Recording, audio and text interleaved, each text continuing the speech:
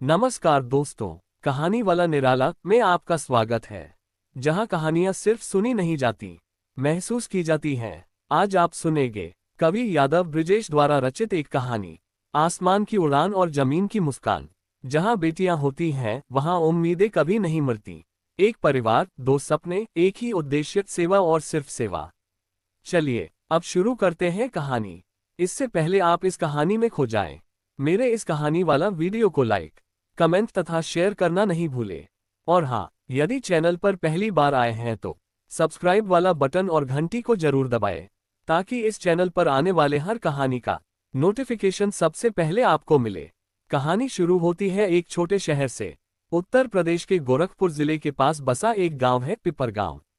मिट्टी की सौंधी खुशबू, खेतों में झूमती गेहूं की बालियां और चिलचिलाती धूप में भी मुस्कुराते चेहरे इस गांव की पहचान थे। इस छोटे से गांव की गलियों में सादगी बहती थी। इन्हीं गलियों में एक साधारण मगर मजबूत परिवार रहता था। रमेश यादव, उनकी पत्नी गायत्री देवी और दो बेटियां संजना और अंजना। रमेश यादव कोई बड़े अफसर नहीं थे। गांव में रोजगार ना मिलने के कारण सालों पहले दुबई चले गए थे। विदेश की चकाचौंध उन्हें नहीं, बस बेटियों के सपनों को चाहिए थी। माँ गायत्री देवी गांव में बेटियों की परवरिश करती और हर दिन उन्हें सीख देती। बेटियां भी बेटे से कम नहीं होती, बस उन्हें उड़ने दो। संजना, बड़ी बेटी, शुरू से ही तेज थी। नजरों में आत्मविश्वास, मन में देशभक्ति। संजना बचपन से ही कुछ अलग थी। जब अंजना गुड़ियों से खेलती, संजना खुले आसमान को ताकती रहती, जहां कभी कभी लड़ाकू विमान बादलों को चीरते हुए गुजरते। तभी से उसके मन में यह इच्छा जागी कि एक दिन मैं भी आसमान की बेटी बनूंगी। उसका सपना था भारतीय वायुसेना में अफसर बनना।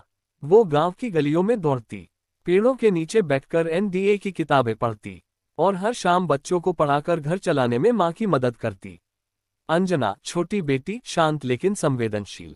उसे डॉक्टर बनना था, नामी अस्पताल में नहीं, बल्कि उसी गांव में जहां लोग पैसे के बिना मर जाते थे। वो बीमार पड़ोसियों की सेवा करती, घरेलू नुस्खों से इलाज सीखती और मां से कहती, जब मैं डॉक्टर बनूंगी तो गांव में एक फ्री क्लिनिक खोलूंगी। दोनों बहनों के सपने अलग थे। एक को आसमान छूना था, दूसरी को जमीन पर दर्द मिटाना था। लेकिन उनकी मेहनत, उनके इरादे एक दूसरे की ताकत बन गए। अब संजना के जीवन में संघर्ष शुरू होता है। उसके पास ना कोचिंग थी, ना इंटरनेट, लेकिन थी तो बस पिता का भरोसा, माँ का आशीर्वाद और बहन अंजना की मासूम प्रार्थनाएं। रोज रात को जब रमेश यादव वीडियो कॉल करते, संजना बस एक बात कहती, पापा, अगली बार जब आप आएंगे आपकी बेटी वर्दी में होगी।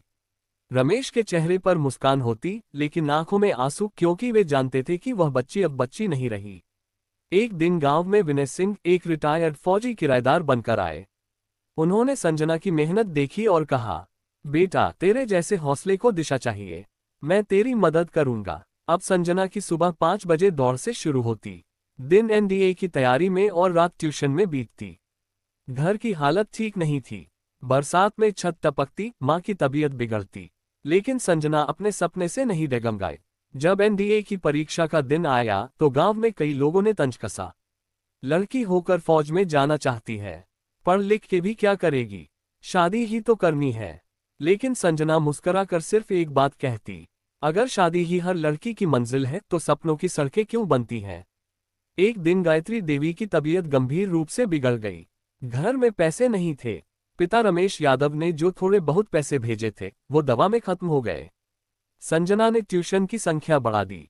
अंजना ने अपनी गुल्लक फोड़ दी, वो गुल्लक जो उसने एमबीबीएस की कोचिंग के लिए बचा रखी थी, और कहा, दीदी की वर्दी पहले, मेरी किताबें बाद में भी आ जाएंगी। इस त्याग ने संजना को और मजबूत बना दिया। उसने एनडीए की परीक्षा दी और शानदार नंबरों से पास की। अब चुनौती थी एसएसबी इंटरव्यू की, खर्च ज्यादा, जिम्मेदारी भारी। पिता ने दुबई में दो शिफ्ट में काम किया, माँ ने अपने गहने गिरवी रखे और गांव के विनय सिंह ने किताबें दी। बहन अंजना ने अपने जन्मदिन पर केक नहीं मांगा, बस कहा, दीदी जब उड़ेगी मैं आसमान को देखकर ताली बजाऊंगी। एसएसबी का इंटरव्यू कठिन था, लेकिन संजना तो उस मिट्टी से आई थी जहां कठिनाइयां जीवन की किताब का पहला पाठ होती हैं। एक अधिकारी ने पूछा, तुम फाइटर पायलट क्यों बनना चाहती हो? संजना ने सीधा जवाब दिया, क्योंकि मेरी माँ की ममता, पिता की मेहनत और बहन की प्रार्थनाएं मुझे पंथ देती हैं। मैं वो बेटी हूँ जो उड़कर सिर्फ अपना ही नहीं, अपने पूरे गांव का सपना पूरा करना चाहती है। इस तरह इंटरव्यू चलता रहा। एसएसबी इंटरव्यू के 5 दिन, जीवन की असली परीक्षा।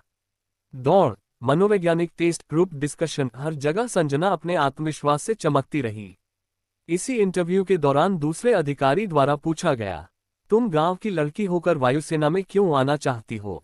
संजना ने जवाब दिया, क्योंकि जिस मिट्टी में मेरी माँ की चूड़ियां पिघल गईं और पिता का पसीना सूख गया, उसी मिट्टी से मैं आसमान को सलामी देना चाहती हूँ। उस दिन पूरा बोर्ड खामोश था, लेकिन उनकी आंखों में गर्व साफ झलक रहा था। अब इंटरव्यू का दौर खत्म हुआ, संजना वापस अपने घर आ गई। एक दिन अंजना ने संजना से पूछा, दीदी, अगर तुम एनडीए में सिलेक्ट नहीं हुई तो? संजना ने मुस्कुराते हुए कहा, तो क्या हुआ, मैं फिर कोशिश करूंगी, लेकिन हार नहीं मानूंगी। क्या तू हार मानेगी? अंजना ने सिर हिला दिया, कभी नहीं। कई दिनों तक इंतजार चला।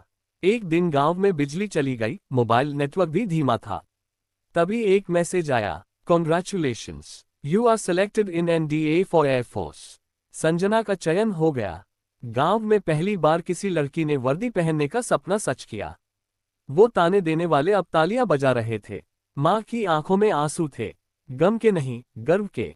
संजना ने मां को गले लगाया। अंजना खुशी से उछल पड़ी और दूर दुबई में रमेश यादव जोर से रो पड़े, मेरी बेटी अब अफसर बन गई है।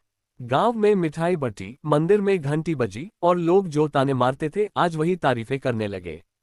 अब संजना सिर्फ एक बेटी नहीं थी, वह उस गांव की पहली एनडीए चयनित लड़की थी, जिसकी बहनें गांव की अन्य लड़कियों के लिए प्रेरणा बन गईं। दोनों बहनों के सपने अलग थे। एक को आसमान छूना था, दूसरी को जमीन पर दर्द मिटाना था, लेकिन उनकी मेहनत, उनके इरादे एक दूसरे की ताकत बन गए। अब अंजना की बारी आती है। जब संजना उड़ने को तैयार थी, तो पिता ने दुबई में डबल शिफ्ट काम करना शुरू किया, ताकि अंजना भी अपने सपनों को जी सके। अंजना ने नीट की तैयारी शुरू की। वो गांव के मरीजों से बातें करती, खुद ही छोटा सा मेडिकल कोना बना लिया था घर में।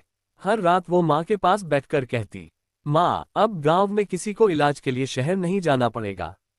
एक परिवार, एक मिसाल। ये कहानी सिर्फ 2 बहनों की नहीं है, बल्कि हर उस पिता की जो परदेश में अपने सपनों की कीमत चुकाता है, जो भले ही 7 समंदर पार हो, पर हर सांस अपनी बेटियों के लिए लेता है। हर उस माँ की जो चुपचाप हौसलों को सींचती है, और हर उस बेटी की जो हालातों से नहीं डरती बल्कि उन्हें बदलती है।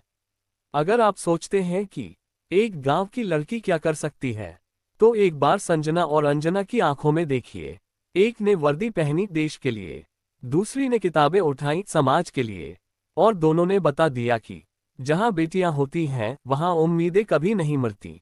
अगर आपको ये कहानी पसंद आए हो तो लाइक करें, शेयर करें, और ऐसी ही सच्ची प्रेरणादायक कहानियों के लिए चैनल को सब्सक्राइब जरूर करें, क्योंकि कहानियां सिर्फ सुनने के लिए नहीं होती, वो महसूस की जाती हैं। फिर मिलते हैं अगली कहानी में, तब तक के लिए तहे दिल से आपका धन्यवाद।